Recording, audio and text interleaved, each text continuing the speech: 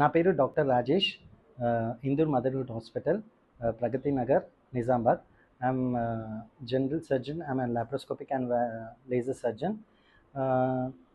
నార్మల్గా ఈ సమ్మర్లో మనకు మేజర్గా 2 ప్రాబ్లమ్స్ ఉంటాయి. ఒకటి పైల్స్ అండ్ కిడ్నీ స్టోన్స్.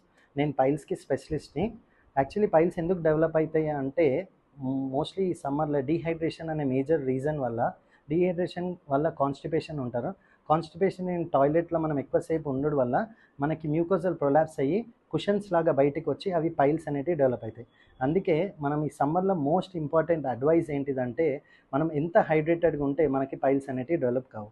అందరికీ ఒక పైల్స్ అనేది ఒక వేగ్ టర్మ్. పైల్స్ వేరా, ఫిషర్ వేరా, ఫిస్టులా అనేది వేరా. పైల్స్ అనేది మ్యూకోజల్ ప్రొలాప్స్ అంటే మోషన్ హోల్ నుంచి బయటకు వచ్చేదాన్ని పైల్స్ అంటాము. ఫిషర్ అంటే గట్టిగా కాన్స్టిపేటెడ్ స్టూల్ మోషన్ హార్డ్గా పోయినప్పుడు అక్కడ మ్యూకోజా దగ్గర కట్ అయ్యి పెయిన్ఫుల్గా ఉండేది ఫిషర్ అంటాము. ఈ ఫిషర్ బెడ్ నుంచి ఎప్పుడైతే పస్ అనేది డెవలప్ అయిందనుకో అది ఫిస్టులా లాగా మారుతుంది. ఈ పైల్స్, ఫిషర్, ఫిస్టులాకి మా దగ్గర మంచి ట్రీట్మెంట్ ఉంది.